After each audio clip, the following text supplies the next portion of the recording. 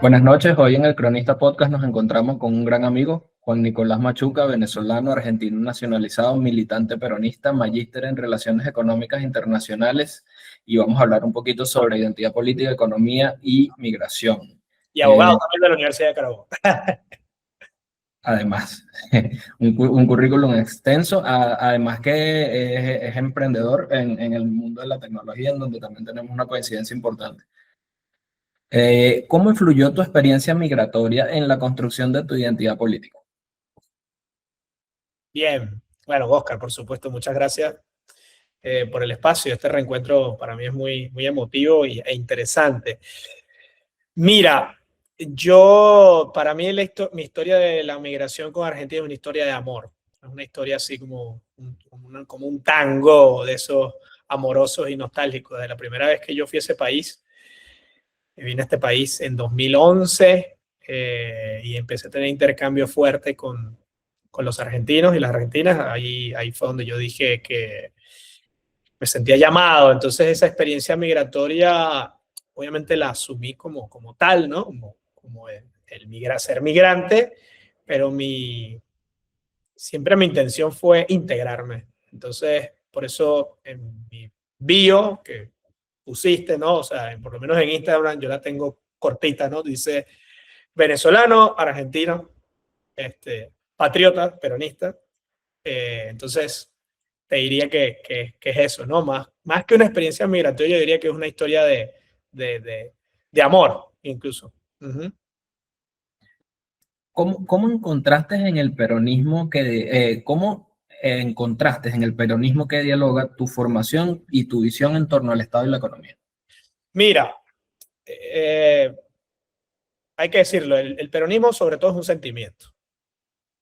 Uno no se hace peronista exclusivamente leyendo la doctrina justicialista, que Perón escribió muchísimo, eh, y otros que escribieron, muchos que escribieron sobre Perón, sobre la idea de Perón, pero sobre todo hay que leer a Perón y a Eva Perón. Yo diría que el peronismo, además de ser un sentimiento, combina la razón y la emoción. Entonces ya por ahí partís de una noción integral del ser humano. El peronismo nos gusta definirlo como un movimiento, no es un partido, sino un movimiento. Profundamente cristiano, humanista, popular. ¿Ok? Cristiano, humanista, popular. ¿Ok? Eso es el peronismo. Y es un movimiento, no un partido, porque eso lo tuvo claro Perón. Que fuese algo que fuera más allá de lo electoral, ¿no? De lo electoral. Yo siempre tuve una formación humanista de chico. Bueno, mi papá, él, no, vengo de una familia que mama política, respira política desde siempre. Mi papá estuvo en la izquierda, después él termina en Copey, como no era un militante, digamos, vamos a decir, partidista, pero era, vamos a decir, alguien que coordinaba mucho con Copey y en su momento cercano a Carlos Andrés Pérez, en Carabobo, siendo el de Guárico. Entonces, digamos, tuvo una formación bastante completa porque, bueno, nos conocemos de la época de la MUT, ¿no? Del tema de la manito y toda esa cosa, ¿no? Pero siempre mi formación estuvo más ligado a rescatar, ¿no? La cultura política venezolana tradicional, vamos a decirlo así, ¿no? Y sobre todo, si bien yo no nací en un hogar, vamos a decir, de clases populares, yo siempre tuve una noción, una identificación con lo popular, tal vez porque mi papá vino de abajo. Entonces siempre me crió la idea de que hay que ganarse las cosas con esfuerzo y de que hay que entender que existe una realidad social, ¿no? Existe una realidad social de la que uno forma parte y habiendo vivido como migrante, me di cuenta de eso, porque lo vivencié. O sea, vivencié lo que es tener que pelearla. Entonces siempre tuve esa noción, siempre tuve una identificación con lo popular. Entonces, el peronismo para mí sintetiza todo eso. Eh, eh, ahí. Creo que respondí. Y claro, claro. O sea, una cosa que a mí siempre me ha llamado mucho la atención es que siendo un país tan nacionalista, le dio tan buena acogida a los venezolanos. O sea, Argentina está muy reconocida por haber tratado bien a la migración venezolana. La Argentina es un país de migrantes. Es un país de migrantes. Yo diría que después de, o sea, es el país de migrantes por excelencia del continente. Entonces, la Argentina se forma así, con la migración. Entonces, mira, el Eso es correcto. preámbulo de la Constitución argentina dice algo muy bonito. Dice que para todos los hombres del mundo que quieran habitar el suelo argentino, ¿ok? O sea, es como que el país está abierto constitucionalmente, ¿no?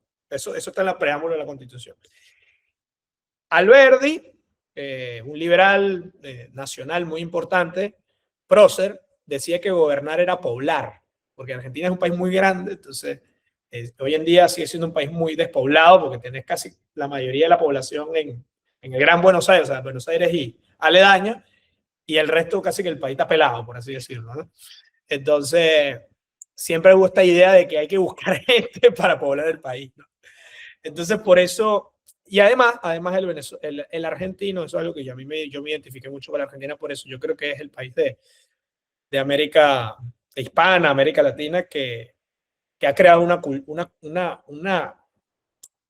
noción cultural, ha tenido un desarrollo cultural, ¿no? Muy, muy profundo, junto con Brasil, pero Brasil, el tema es que Brasil solo se mira muy a sí mismo, en cambio con Argentina podemos dialogar porque hablan castellano, y el argentino no pierde la memoria, por ejemplo, de cuando Venezuela apoyó la causa de Malvinas, por ejemplo, la gente tiene memoria de eso, que Correcto. bueno, en su momento era Luis Herrera, y hubo, no solamente Luis Herrera, yo he visto videos donde hasta Venevisión dedicó programas, o sea, había toda una cosa de que toda la opinión pública, la política, los empresarios apoyaron la causa, o sea, en lo simbólico, obviamente, bueno, más que eso era muy difícil, pero hubo esa cosa.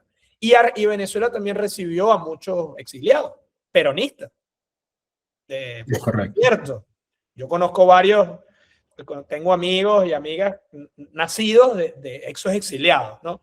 Y entonces ahí hay un ida y vuelta que yo creo que, bueno, si queremos ir más atrás, está el famoso encuentro Bolívar-San Martín, ¿no? Entonces, hay muchas No, cosas que lo explican, lo puedes ver en la historia, o también de que sencillamente nos caemos bien. O sea, yo creo que el venezolano y el argentino se caen bien por alguna razón, tal vez también porque hemos tenido esta cosa de mucha riqueza, colapso, revoluciones, una historia como muy de aspiración a la grandeza medio frustrada, diría yo, ¿no? es probable, sí. Sí, Buena definición, graciosa, pero buena definición. sí, sí.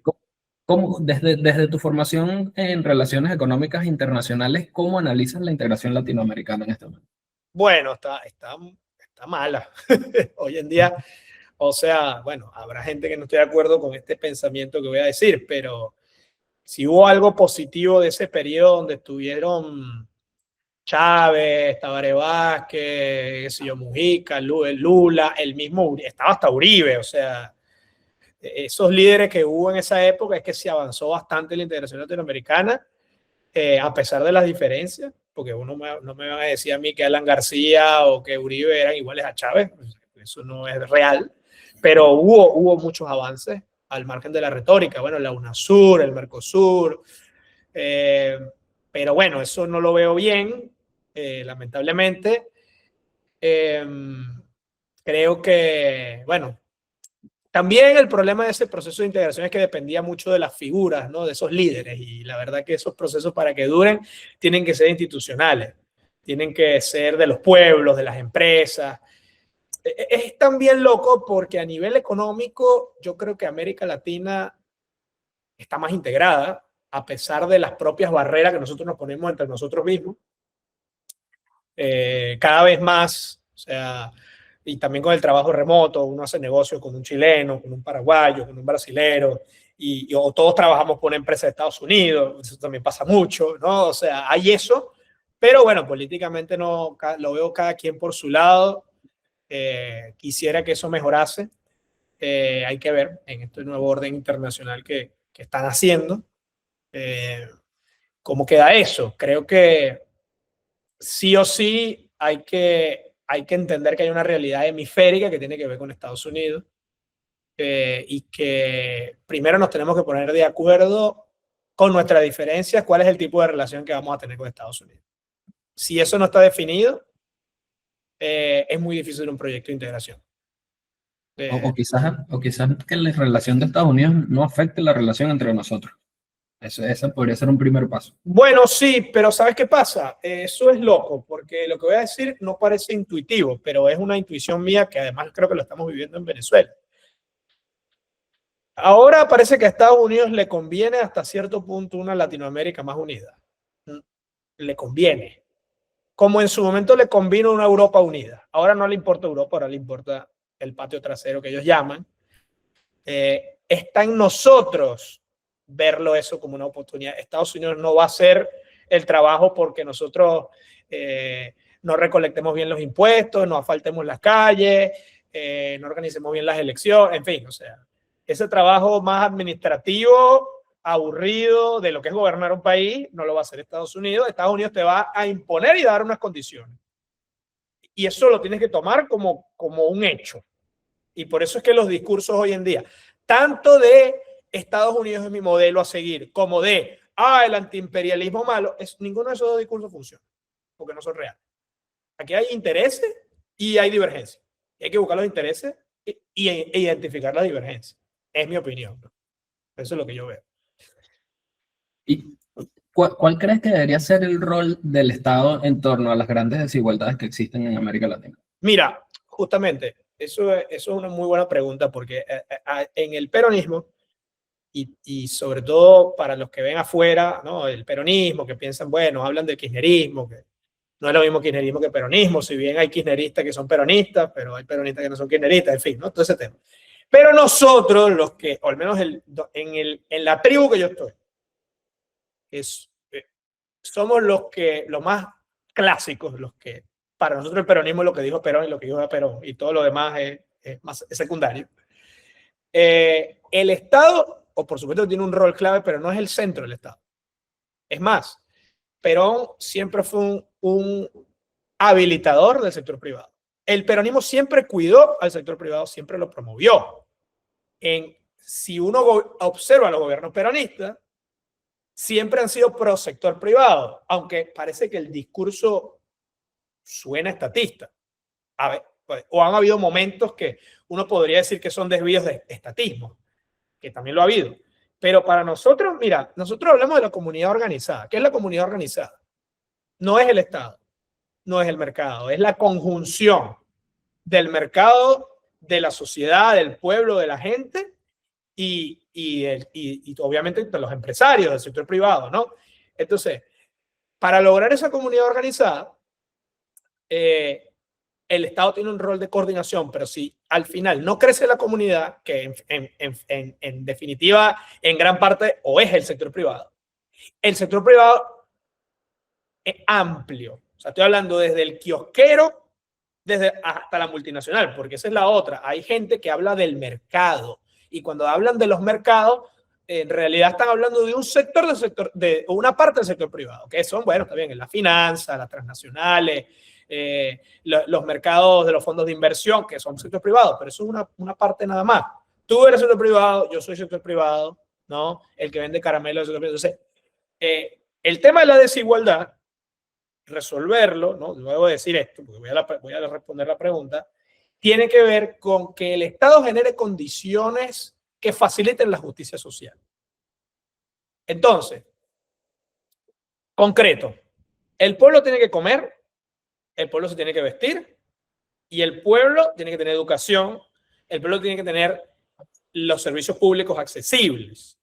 ¿Se puede lograr con empresas privadas? Sí, no hay problema. ¿Entiendes? O sea, no es que las empresas tienen que ser el Estado, no.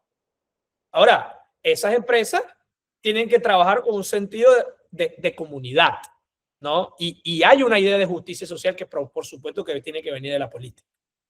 Entonces, te voy a dar un ejemplo concreto. Aquí, o sea, por ejemplo, PDVSA, ¿no? PDVSA será del Estado, o es del Estado, pero en los papeles es una sociedad anónima. O sea, realmente PDVSA es sector privado, aunque el accionista sea el Estado. Desde el punto de vista del derecho mercantil, o sea, es una sociedad anónima. Es decir, que responde a los intereses del accionista. ¿Cuál es el accionista? El Estado. O sea, el criterio es comercial. Ahora bien, por supuesto, es necesario, no que regalemos la gasolina, pero si somos un país petrolero, ¿por qué tenemos que tener la gasolina cara? ¿Acaso no nos conviene que el gas y la electricidad y la energía sea barata? Porque así Venezuela puede producir. Si la energía la tienes cara, ¿cómo eres competitivo? Entonces, el tema de los servicios, por ejemplo, de tener buenos servicios públicos accesibles, también tiene que ver con la competitividad del sector privado. O sea, es así. Entonces, eso es lo que yo pienso, ¿no? O sea, y es esa armonía entre el capital y el trabajo, que debería tender a la justicia social. Por supuesto, hay un tema, el tema de la distribución del ingreso. Entonces, ahí es donde hay que dar las batallas, porque si la renta petrolera, ¿no? o la renta que sea, o el ingreso, ¿verdad?, no está bien distribuido entre capital y trabajo, se generan los problemas sociales. Entonces, ahí es donde está la discusión, que no es fácil, porque obviamente el que tiene quiere más. Y entonces hay que buscar los equilibrios. No necesariamente tiene que ser con estatismo, pero obviamente tampoco hay que tenerle miedo al rol del Estado. ¿Me explico? Entonces, Sí, claro. ok. Sí, claro.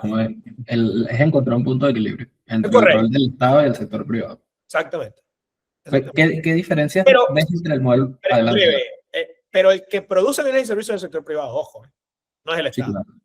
El Estado produce, genera condiciones importantísimas, pero la producción es privada en un 90%. Así sea empresa del Estado. O sea, es lo que mucha gente no entiende. Entiendo. Sí. ¿Qué diferencias ves entre el modelo económico venezolano y argentino? Bueno, en Argentina, bueno, está muy lejos, entonces siempre ya tienes un tema geográfico, logístico, que es un país que siempre se ha acostumbrado o ha necesitado o ha tenido esa idea de producir internamente. Venezuela no ha tenido una gran vocación industrial de mercado interno, si bien tuvimos unas discusiones sobre eso, Oscar, me acuerdo. O sea, en su momento Venezuela tuvo industrias importantes, al final, digamos, era nula la vocación exportadora y en realidad era todo a la base del ingreso petrolero. Argentina ha logrado niveles de industrialización importantísimos, que ha venido a menos, pero es un país que, por ejemplo, el complejo automotriz es uno de los más importantes de Sudamérica. Bueno, el sector agrario ni hablar, pero es un país que produce reactores nucleares. O sea, es otro nivel. O sea, los satélites que ellos lanzan son de tecnología propia. O sea, y eso en gran parte se lo debemos a Perón. En eso Perón tuvo, no solo, pero hubo una serie de gobiernos previos a Perón y posteriores a Perón, pero digamos que Perón tuvo mucho que ver en profundizar en la industrialización argentina. Entonces tienes un modelo más proteccionista históricamente, más proteccionista de impuestos más altos, impuestos elevados históricamente. Es un modelo, qué decirte, más muy agrario también, muy agrario. Entonces, eso te diría que como son diferencias. Venezuela es un país petrolero. Si bien ahora Argentina está teniendo una producción petrolera importante que en Vaca Muerta, igual no es la tradición de acá, ¿no? Es otra cosa de Venezuela. Claro. Sí. También, bueno, y creo que lo comentábamos antes de la llamada, yo creo que Argentina ya está en el punto incluso de ser capaz de exportar su cultura. Y eso es algo que No hay lo que hace. verle a la cara en el escalón en el que se Sí. están. Yo creo que Venezuela está empezando a exportar la cultura. Hay un movimiento musical interesante, la arepa es un movimiento Bueno, interesante, acá los pequeños conquistaron Argentina. Están en todos lados. pero la exportación cultural de Argentina es brutal. Es tremenda. Bueno, o sea, puso un papa, digamos. Es otro. O sea, es Messi, o sea. Antes que Estados Unidos. Disculpa. Claro, no, exacto. Entonces, digamos, en eso la Argentina es muy seductora, o sea, como país te atrapa, ¿entendés? Es así. ¿Cómo entiendes en un mundo cada vez más globalizado el concepto de soberanía económica? Interesante. Bueno, yo creo que estamos volviendo, o sea, tú hablas de la globalización, me sale el vos a veces, ¿no? Tú hablas de la globalización, o sea, sí, no, la globalización entendiendo de que se han reducido las distancias por la tecnología, por, bueno, todo lo que ya sabemos, ¿no? O sea, flujos de inversión, multinacionales, eso llegó para quedarse, pero por otro lado estamos volviendo al nacionalismo económico y al proteccionismo comercial clásico. Entonces, eso está pasando porque el avance de China ha sido tan brutal que está generando problemas en muchos países eso. La sobreproducción china. Entonces muchos países, empezando por Estados Unidos y Europa, pero sobre todo Estados Unidos, están tomando medidas proteccionistas. Entonces eso tiene que ver con la soberanía, o sea, económica. No es autarquía, no es produzco todo y me cierro, no, pero, por ejemplo, o sea, la gente está pensando, bueno, está bien, o sea, tendré que traer, no sé, ropa más cara de afuera, pero es que si yo no tengo gente con empleos en mi país, entonces ¿de qué van a vivir? ¿De que le regale plata? Ajá, le doy a la maquinita, pero ¿cuánto dura eso? Así sea el dólar, ¿no? O sea, la producción, o sea, la soberanía económica tiene que ver con la producción. Por eso es que yo estoy muy contento con el proceso, con el resultado del proceso económico que ha vivido Venezuela a pesar de las dificultades, de las sanciones, de las malas políticas, ¿no? De que en Venezuela ahora hay un discurso y hay una toma de conciencia nacional del pueblo, de los empresarios, de los sindicalistas, o sea, de que hay que producir. Esa es la única soberanía que hay, producir. Si no produce, ¿qué soberanía? Mucho discurso, pero hay que producir. Entonces ahora, por ejemplo, Venezuela está teniendo, yo lo califico de verdad, un verdadero milagro agrícola. O sea, es una cosa que con las uñas, ¿eh? O sea, porque imagínate lo que es sin financiamiento, bloqueado, y hoy en día Venezuela, por ejemplo, es la segunda potencia láctea de América Latina. Después de Argentina es la primera, después viene Venezuela, mayor productor de queso y el ganado bufalino. ¿Tú sabías eso? El tema del ganado bufalino, lo que, o sea, Venezuela está en una de las mayores producciones de lácteos, o sea, los yogures que se están produciendo en Venezuela hoy, símil griego, tienen una calidad que superan los de Argentina. Un país con larga traducción agraria. No, ¿Ok? no sabía que estaba de segundo, pero sí sabía que había un movimiento interesante. De hecho, yo tengo una iniciativa bien importante de que se estudie el caso de Parma en Venezuela, Sí. porque Parma, en la ciudad, vive estrictamente de la explotación, industrialización y uso del queso parmesano, y Venezuela tiene una variedad de quesos mucho más profunda y ¿Sí? con calidad de exportación que no se han tomado en cuenta. De hecho, también hay un caso interesantísimo con las No. panelas de San Joaquín, Bueno, ahí que es una tienes. marca, pero bueno, hay que empezar por crear la marca hecha en Venezuela, que Claro, todo. Pero creo que vamos se bien. conoce el ron, bueno, el cacao, pero por ejemplo, eso que tú dices, hay todavía desafíos importantes. Por ejemplo, todavía Venezuela no produce suficiente maíz para Sí, abastecer el pero- mercado interno. Estamos en un 60% con toda la furia, que no es poco para lo que antes, porque claro, uno me puede decir, un nostálgico de la cuarta, no, pero antes producíamos más maíz. Está bien, pero ¿cuánto era la proporción de lo importado versus lo nacional? sí. Eso también es importante. Eh, no, no es la cantidad, porque obviamente sí, con ingresos petroleros tal, tú puedes producir, pero ajá, o sea, al final terminas importando mucho más y generando una economía importadora tremenda. Entonces, son las cosas. Entonces, soberanía económica, en definitiva, es producir internamente. Es eso. Correcto, y importante ahí, te voy a robar de tu intervención para complementarlo con un Sí, inciso, que la generación de políticas, de políticos que venga con proyectos, más claro. que con, más que con reclamos o resentimientos, que traigan ideas, que aporten, Bueno, porque yo soy de los que cree que la falta de producción agraria en Venezuela es porque no hay proyectos que incentiven a la gente a habitar e invertir en las zonas agrarias, es que el problema, porque toda la población se concentra sí, en un 10% del territorio. sí, sí, Caracas, Valencia y Maracay representan el 80% del consumo de sí. Venezuela. Es que, Oscar, ¿sabes qué pasa? Eso es un problema que tenemos en Venezuela, que no se da en otros países. Tal vez en América Latina tenemos ese problema y es que nuestros políticos nunca trabajaron de verdad.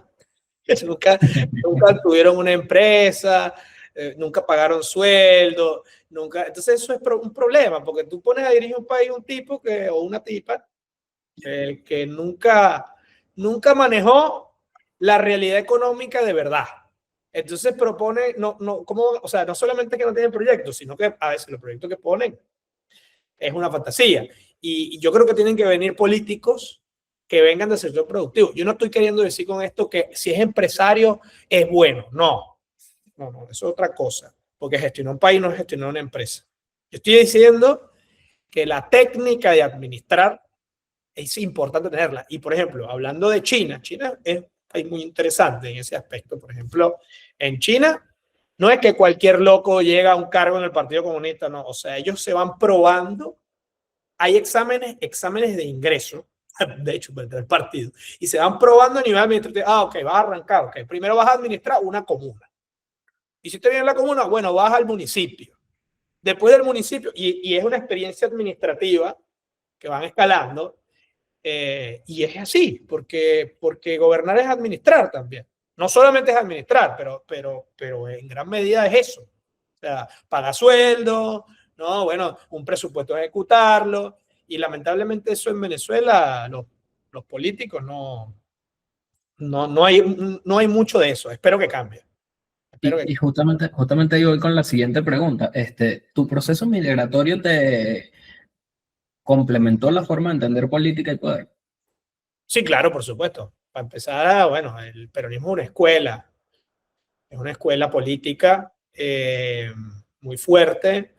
Yo creo que también entendí, o sea, hablando ya más de algo, vamos a decir, de comparar culturas políticas, ¿no? De Argentina aprendí el tema de...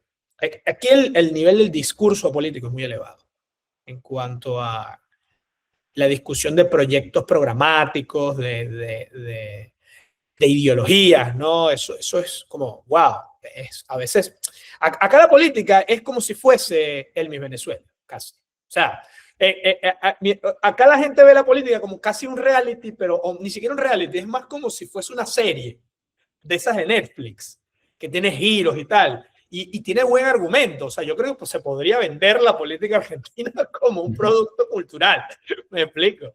Y en eso el peronismo, vaya el peronismo, porque Milei, yo no estoy a favor de Milei en nada, pero si hay algo hay que reconocerle a Milei es que ha sabido entretener, ha sabido también colocar algunas ideas en el debate, independientemente de la forma o de las ideas en sí.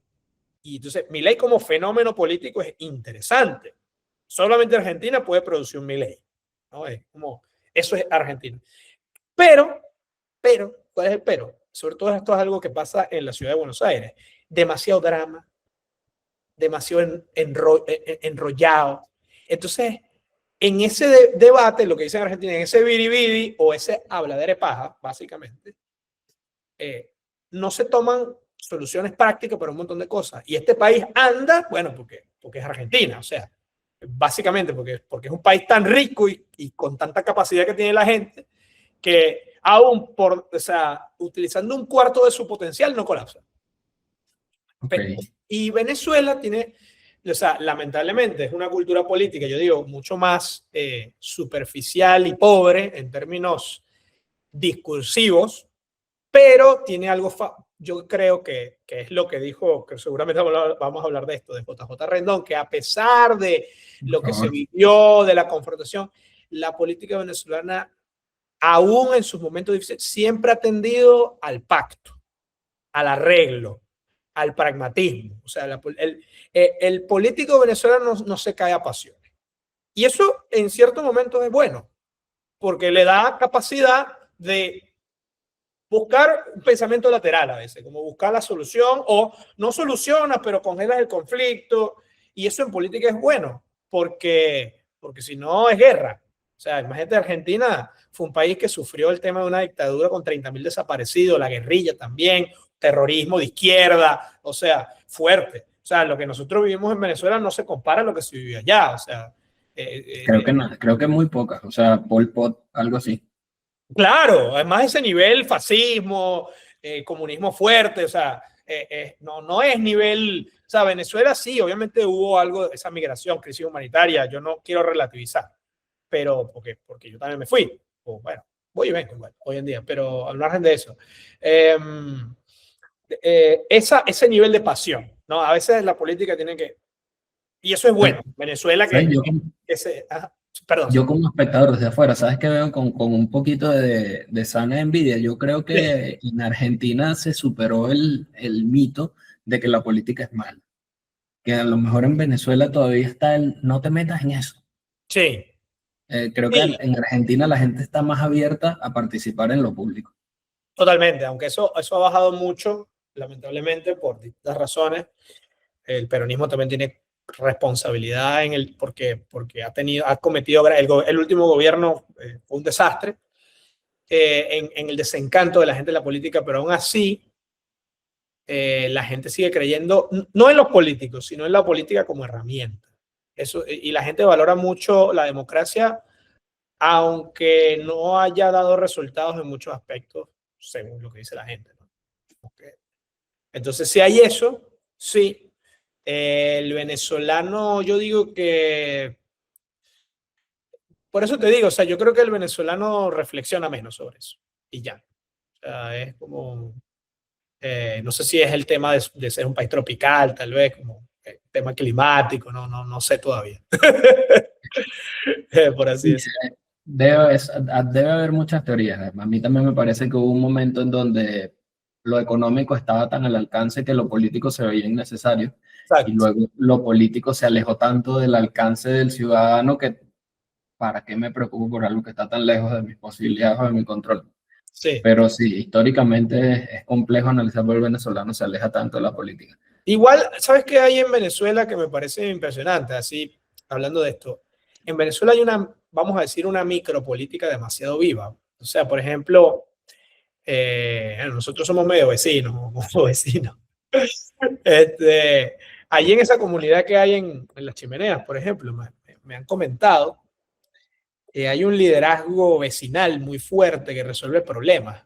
Y Sí, eso es algo que tú ves, ¿no? Hay muchos, mi papá me cuenta que en su urbanización del Bien Naguaragua también, o sea, hay esta cosa de que en el nivel micro el venezolano se organiza, obviamente por la crisis no ha esperado que el Estado le resuelva las cosas. El argentino es más de pedirle al Estado y protestarle para que le solucione. En cambio, el venezolano, tal vez, no estoy diciendo que sea algo bueno de que el Estado no te resuelva, pero el venezolano ha tomado como comunidad, se organiza en comunidad, se auto-organiza y se autogobierna hasta cierto punto y resuelve.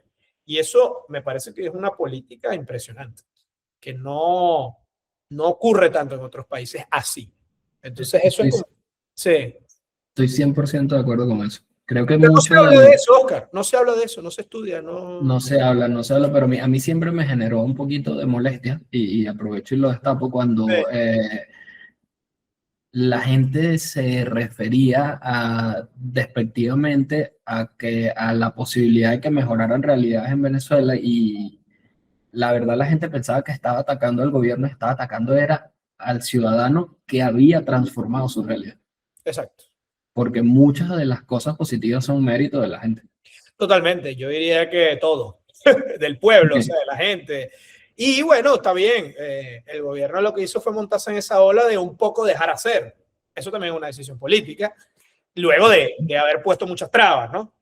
Pero bueno, ¿por qué? O sea, está mal, ¿no? Si al final el resultado es para que estemos mejor, yo creo que para qué enfocarse en el, bueno, porque tú hiciste, está bien, está bueno hacer memoria, pero yo soy de lo que piensa que hay que avanzar. Hay que avanzar. Completamente. Y yo creo que uno de los avances es precisamente, ahorita que mencionaste el fenómeno Milei, que Sí, a mí se me parece a veces un poco el fenómeno Lacaba, por ejemplo. sí, Este, creo que sí, sí. eh, Hay cosas por ahí similares. puede ir. Sí, sí. Incluso De las sí, redes.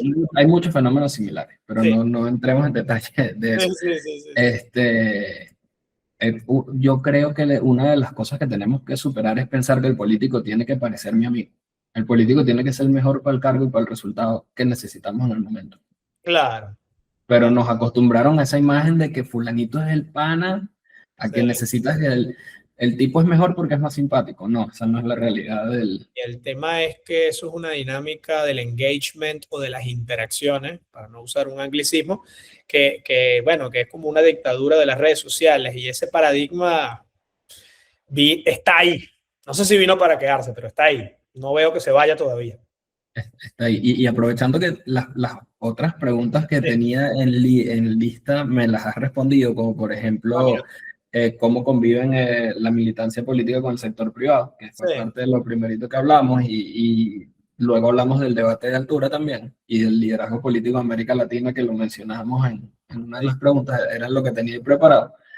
Quiero enganchar eso que acabas de mencionar, de esa dictadura de las redes sociales, con la reaparición que me encantaría comentar contigo de un personaje político, en Venezuela es político, aunque fuera Eso. de Venezuela cumple otro rol, Sí. dentro de Venezuela es un actor político que tenía mucho tiempo en silencio, y es JJ Juan José Rendón, a quien personalmente yo admiro mucho y ha tenido algunas posiciones.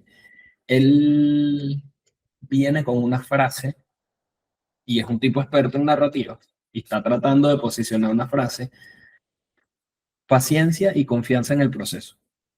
¿Qué opinas tú de esa frase Y lo que pasa es que él de... es budista. Sí, se lanzó eso. Yo soy católico, así que no, ya por ahí tenemos diferencias, ¿no? A mí me gustó su frase de tregua estratégica. Esa está buena. Está buena también. Para ese bando, vamos a decir, enfrentado, porque, o sea, el tregua no es me rendí, no es tienes razón, no es estoy firmando la capitulación, no, es ahorita no peleo, porque tengo una estrategia. Y yo creo que para la recomposición de la oposición venezolana, esa es la línea. Si yo pudiera recomendarle a la oposición algo, como alguien que estuvo en esas filas, es que lo escuchen a JJ Rendón, alguien que no es, eh, alguien que no piensa como yo, alguien con el que tengo muchísimas diferencias y cuestionamientos, pero yo no voy a negar, primero, su calidad profesional, es innegable. Innegable.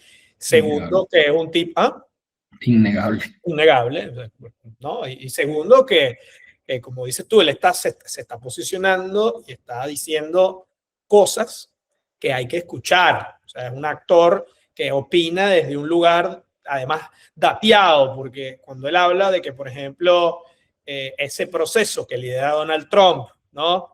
Que hay que darle las gracias, que algunos están como jugándole cachuga, ojo, porque Trump no es ningún boludo, dirían en Argentina, ¿no? O sea, entonces, yo creo que aparece en un buen momento, yo creo que él puede llegarle en la cabeza, en el corazón a los venezolanos radicalizados, tal vez no al pueblo, pero sí a la dirigencia,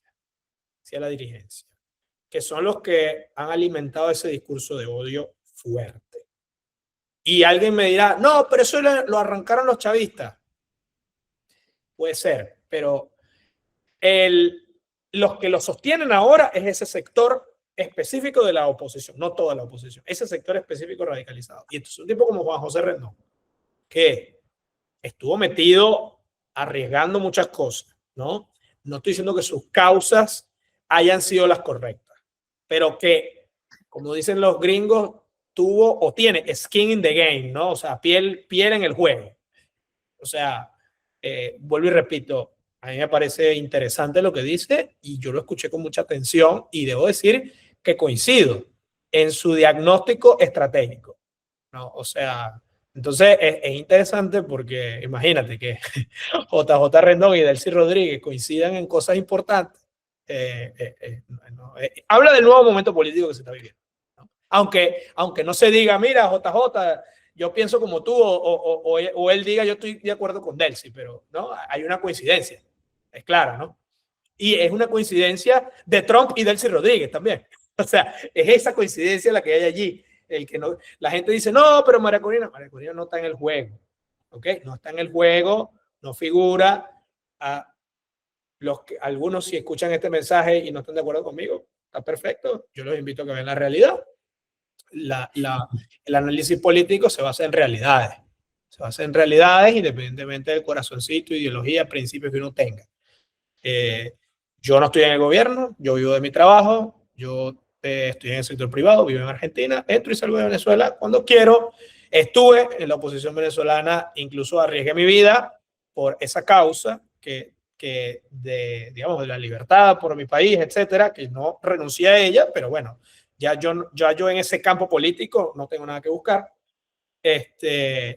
Así que yo sí suscribo, yo estoy de acuerdo con este proceso y mi partido es Venezuela, es la patria, es el país y yo no voy a hacer nada hoy en día en contra del gobierno, vamos a decir, de saboteo o de entorpecimiento del proceso, no porque yo sea oficialista, sino porque no me conviene, ni nos conviene como pueblo, porque fortalecer la institucionalidad que existe en verdad, no la ideal, sino la institucionalidad, las instituciones, el poder ejecutivo, el poder legislativo, los municipios, etcétera, ¿no?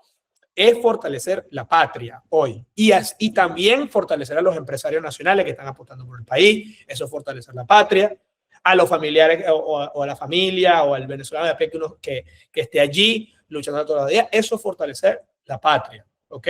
Entonces, esa es mi posición hoy no, ahí yo voy un poco más allá de la tregua, porque yo no tengo tregua, yo estoy en una posición de colaboración con el Estado, con el sector privado, con la gente, colaboración. Esa es mi postura. Entonces, pero está bien lo de la tregua, me gusta. Me parece bien, una buena ruta para la oposición, la tregua. Y yo creo que parte de lo que viene es una de las banderas personales que tengo, es que ya dejemos de hacer oposición desde la queja y empecemos a hacer puro oposición desde la propuesta. Construir una alternativa, que eso es lo que no se le dio nunca al venezolano. Por eso es que estamos en donde estamos, porque no hubo... El chavismo es un proyecto de poder que ha sido exitoso. El que lo niegue, bueno, peleese con... bueno, grítele a la luna si quiere. 26 años sosteniendo el poder. Bueno, ahí está. Y siguen, y bueno, y ahora con Donald 27, Trump... perdón. ¿Cuánto? 27. 27 y 28, seguro 28, 29, por lo menos. Exitoso. Proyecto de poder exitoso. Lo reconoció JJ Rendón, ¿no? No lo dijo, ¿no? No lo dijo Diosdado Cabello, ¿cierto? No, él ha dicho que ellos son especialmente buenos en la disciplina comunicacional y creo que y eso los lleva a posicionar mensajes una realidad indiscutible. La disciplina es todo en la vida, entonces ya por ahí ganaste. Entonces, el otro proyecto, o sea, el chavismo nunca tuvo ni siquiera una oposición, porque hay algunos que dicen, no, por ficción, siempre fueron lo mismo. No, ojalá, ni siquiera eso. El chavismo siempre se enfrentó a la nada. ¿Ok? A la nada. O sea, lo voy a volver a repetir. El chavismo no tuvo oponente.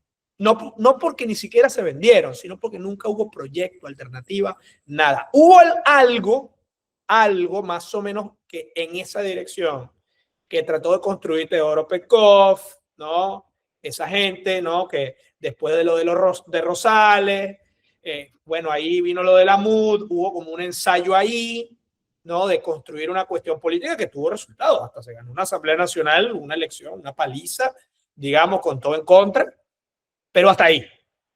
De ahí en adelante, o sea, hubo un ensayo de proyecto. No sé si coincide, Oscar. Completamente, completamente. Siempre la estrategia fue decir, él está haciendo esto mal, entonces caíamos en el terreno de demostrar que él lo estaba haciendo mal y ese terreno gira alrededor de la estrategia. ¿Sabes? Sí, Y nunca pero hubo, yo lo puedo hacer mejor. El tema no es él se está robando esta plata, el tema es si yo tuviese esa plata, ¿qué haría? claro. Pero ¿qué O sea, pasa? ¿cómo planteo yo algo, una alternativa mejor? Por lo menos antes se apostaba a la política institucional y al tema territorial, porque en esos años, 2010, 2011, 2012, hasta el 2016, 17, ya después vino la deriva, y bueno, después con el gobierno interino, bueno, ni hablar, y que gobierno, ni siquiera, bueno, en fin, no voy a gastar ni mi tiempo hablando de eso. Pero bueno, o sea, había una idea de construir líderes comunitarios, ¿no? Más o menos formar una gente, ¿no? Algunas escuelitas de formación, contratar asesores, ganar elecciones, había por lo menos de disputar. Después, bueno, no, esto se cae solo. La presión, las sanciones, va a venir la Rosa Mística y hará un milagro. Es una ridiculez, con todo respeto, yo soy católico, no es un tema de fe, esto es que, digamos, no, está el dicho de que Dios, ¿cómo es? Ayúdate que Dios te ayudará. Te ayuda, exacto, eso no, no hay que meter a la fe en todos los temas mundanos, no es así como funciona. Entonces, es eso, el chavismo siempre tuvo, no tuvo oponente, entonces, bueno, ha corrido solo. Yo creo que incluso ellos en este momento son los más interesados en tener una oposición como alternativa. Obviamente que no los liquide, pero que por lo menos les dé hasta un descanso del Yo creo que oficialismo. matemáticamente es imposible que los liquiden. ¿Cómo? Yo creo que matemáticamente es imposible que los liquiden y hago la salvedad No, de que estaba hablando de liquidarlos políticamente. O sea, políticamente. el chavismo siempre va a tener Pero, representación. a ver, Chávez dijo que o dijeron que los adecos se iban a terminar. Los adecos nunca se terminaron.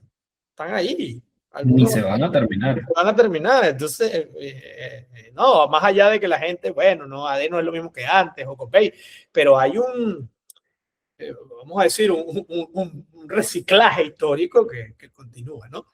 Entonces, y eso está bien. A mí me parece que eso no es malo. Y lo mismo pasará con el chavismo, con el tiempo. Pero bueno, no sé, ¿qué otra pregunta tenía? No sé, No, que quería ahondar en ese tema y de hecho fíjate lo importante que es entender los momentos políticos, sí. cómo se ha enaltecido, de hecho creo que es un término que está muy de moda ahorita, cómo de bien ha envejecido el proyecto político de Carlos Andrés en su momento. Y si nosotros podemos encontrar una coincidencia entre el chavismo y los adecos es justamente eso, la disciplina que nosotros como oposición hemos tenido. Sí, el problema es que la Acción Democrática tuvo un grave error. El problema no fue el paquete ni nada de eso, sino la forma de cómo se comunicó y se implementó.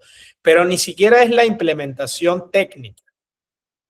¿Qué pasa? El chavismo, si somos objetivos, implementó un plan de ajuste mucho más brutal, pero muchísimo.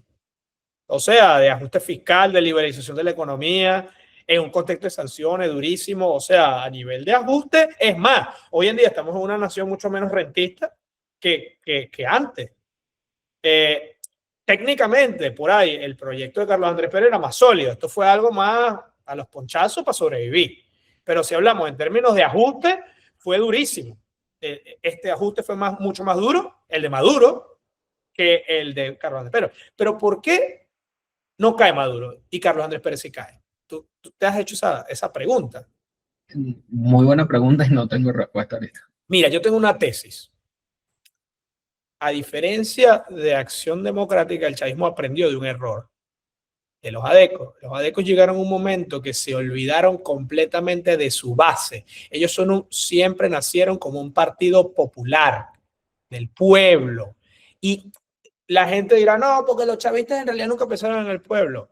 El chavista siempre ha tenido comunicación con su VC, así sea para que peguen gritos. O sea, no, el chavismo, la jerarquía chavista, o sea, la familia chavista o lo que quieran llamar, la mafia, no sé, nombre que le quieran poner, ese campo político, siempre mantuvo discusión y contacto con su gente.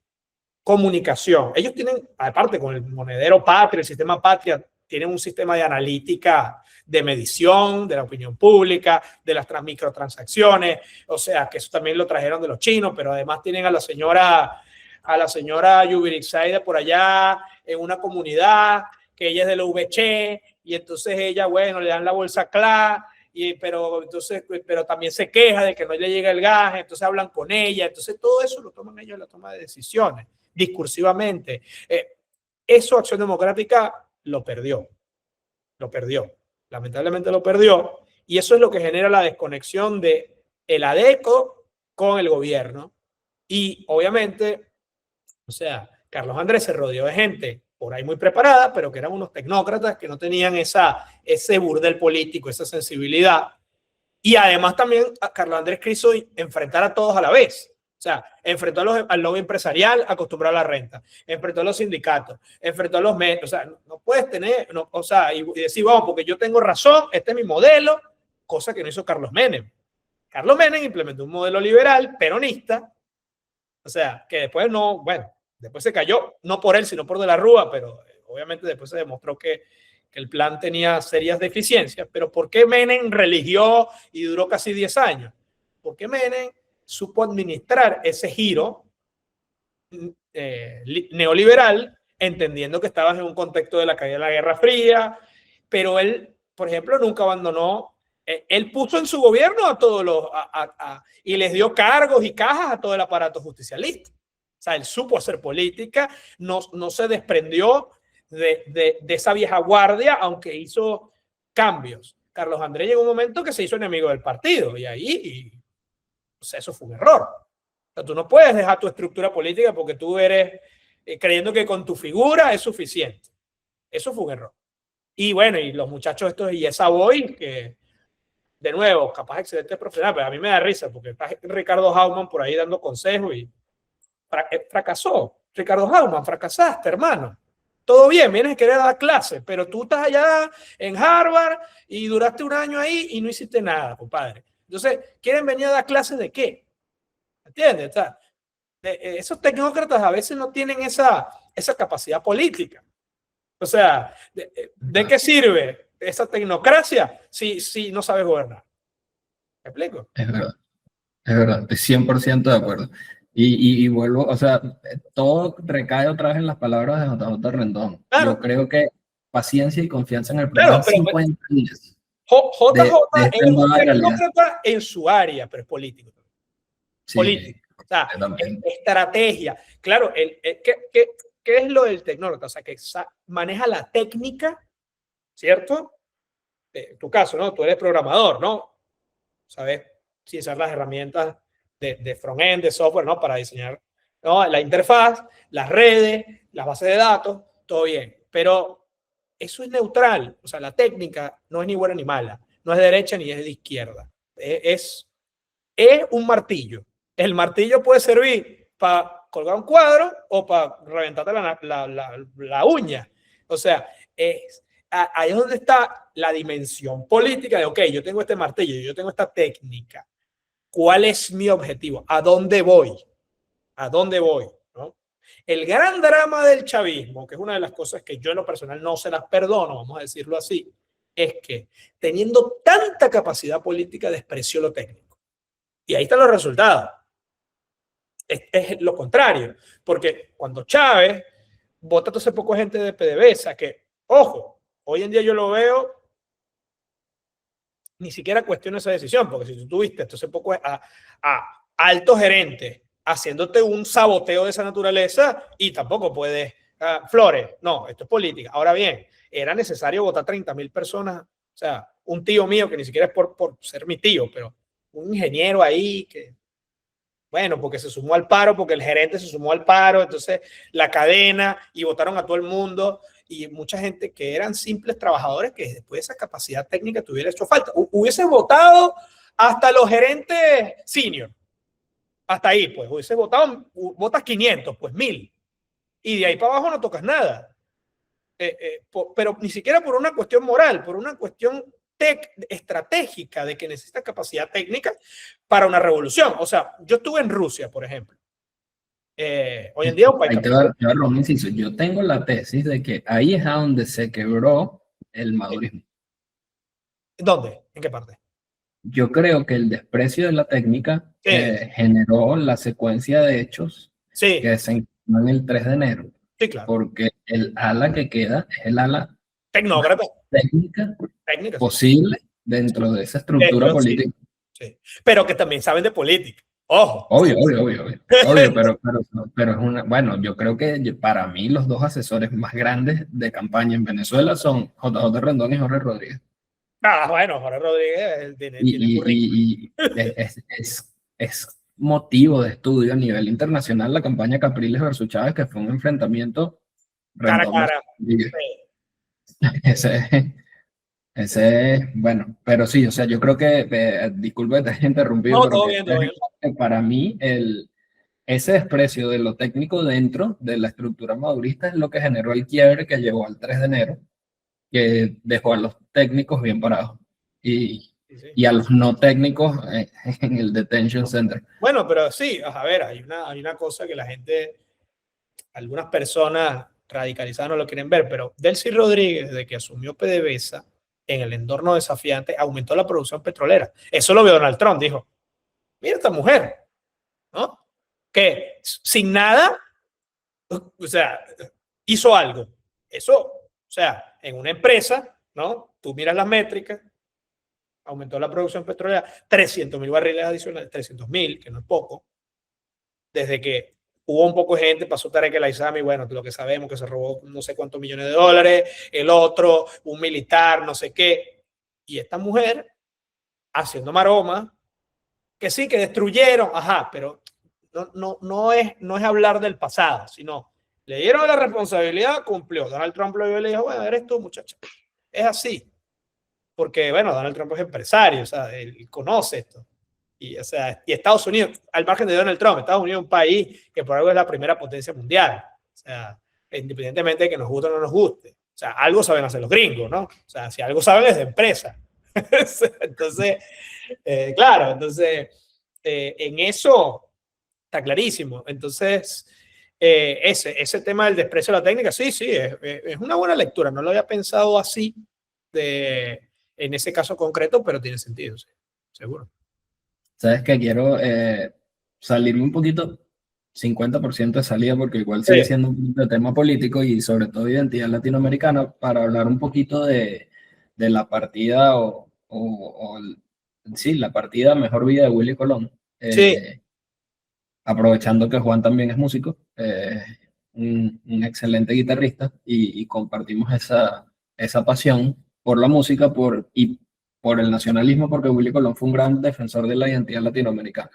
Y ahí quiero hablar un poquito de historia musical y que me complementes. Entre la música que proviene de Europa y la música latinoamericana, que son prácticamente las que dominan Occidente, hay una gran diferencia, porque la música que proviene de Europa predomina bastante la melodía, mientras que en la música latinoamericana predomina bastante la percusión. Y diferencia. nació un género intermedio en el que yo estoy seguro que cualquier rockero que sepa tocar un instrumento le gusta la salsa. Sí, claro. Es un género que le dio identidad y una melodía, a pesar de que tiene una percusión muy fuerte. Incorporaron por primera vez una guitarra eléctrica en música latinoamericana, que Santana, el hermano mayor de Carlos Santana, fue el guitarrista de La Fania, Jorge era, ¿no? y es correcto. Y por ahí, bueno, Willy Colón fue uno de los precursores de todo esto. Letras emblemáticas, fue el padre artístico de Héctor Lavoe, de Rubén Blades, y bueno, un gran amante de Venezuela además. Y acaba de partir y bueno, vaya por aquí, es un mini sentido homenaje, Juan, ¿qué comentas tú por ahí de? Mira, yo creo que lo de Willy Colón, desde un punto de vista hasta civilizatorio, más que musical, creo que lo musical lo has dicho bien. Yo complemento con la cuestión civilizatoria. Fíjate que, bueno, yo tuve sentimientos encontrados. Si bien me gustó el show de Bad Bunny en el Super Bowl, a mí no me gusta eso de que el show, como que la idea de que el latino es el que recoge caña y baila y mueve el culo, que está perfecto. Yo reivindico eso también, pero me parece que es como caer en ese estereotipo. Pero hubo un mensaje que a mí me pareció importantísimo de que dio Bad Bunny, que es esto de que somos las Américas, ¿no? O sea, que no, América es todo, ¿no? Incluyendo Estados Unidos. ¿No? Yo tengo mi mamá vive en Estados Unidos, gran parte de mi familia, tengo familia ya gringa, yo trabajo por una empresa de Estados Unidos, tengo muchos clientes de Estados Unidos, digamos, y yo creo que eso era Willy Colón. Willy Colón, digamos, nació en Nueva York, ¿no? Fue uno de los salseros más importantes. La salsa como género realmente se cocina en el Bronx, ¿no? En Queens, que cualquiera que haya ido allí, eso, bueno, se da cuenta que eso es Latinoamérica en gran medida. Hoy en día tú vas a Estados Unidos y Estados Unidos hoy en día es una nación bilingüe, eso es una realidad. Culturalmente, no solamente por el idioma, o sea, yo creo que hay una colonización cultural de los Estados Unidos fuerte, y yo creo que, bueno, Billy Colón simboliza esa idea de las Américas. O sea, y a mí me gusta esa idea. De hecho, hoy en día me gusta más la idea de hacernos llamar hispanos y no latinos, porque hispanos o hispánicos, ¿no? Somos Hispanoamérica también, o sea, porque al final no es por excluir a Brasil, pero evidentemente nosotros que hablamos español, que tenemos esa raíz eh, eh, española, ¿no? De España, pues creo que tiene más que ver con nuestro idioma también, ¿no? Eh, hoy en día me gusta más incluso hablar de Hispanoamérica concretamente, o de Iberoamérica inclusive. Y bueno, y ahí después nos encontramos en esta idea americana, ¿no? Del hemisferio. Y para mí Willy Colón lo simboliza demasiado bien, además de la música que es increíble. Y yo creo que está bien, o sea, yo creo que incluso la postura para aquellos que son críticos de Estados Unidos, más bien yo creo que la postura tiene que ser de apropiación cultural de las Américas y de incluso ver Estados Unidos ya como parte también de lo nuestro, ¿no? O sea, no de algo otro que, digamos, que solamente desde la perspectiva de victimización o de yo mismo, bueno, yo soy latino, entonces yo soy latino y no soy como ellos, o sea, no, como esa cosa del estereotipo, que lo cual no quiere decir que no hayan diferencias fuertes, pero sí, para mí Willy Colón es de las Américas, es eso. Uh-huh. Excelente, bro. Excelente. Muchísimas gracias por eso. Muchísimas gracias por haber aceptado la invitación y espero que estés abierto a futuras. Sí, sin duda alguna. A mí me gustaría un poco hablar no sé si eso aburriría a tu audiencia, pero me gustaría Adelante. hablar más del peronismo y también de la Argentina en sí, porque yo creo que el proceso argentino puede ser muy interesante para ti si quieres como profundizar en eso. Y bueno, tal vez algunas personas en la audiencia. Argentina es un país, yo digo que tengo dos patrias, ¿no? La patria donde nací y la patria adoptiva, o sea, la que yo escogí también. O sea, entonces tengo dos. O sea, las dos las escojo, pero bueno, obviamente Venezuela no decidí nacer, pero Argentina sí la escogí. Entonces, y soy un gran promotor de esa unión Argentina-Venezuela, ¿no? Eh, Que se da, que lo estábamos comentando antes, se da bastante natural. sí se da natural. Sí pienso que algunos compatriotas deberían argentinizarse más, pero bueno, eso es otra discusión. Lo que viven aquí, quiero decir, ¿no? Pero la tenemos, le ponemos fecha. Dale, estoy. Gracias, Oscar. Vale, bro. Y, Muchísimas gracias, Juan. sí. Valga el saludo también a amigos en común que tenemos, ¿no? Con los que sé que en algún momento compartimos caminos, tal vez ahora no, pero valga ese saludo también. Vaya, bro, y que exista un reencuentro pronto, con el favor de Dios. Seguro que sí, amén. Chao, chao. Amén.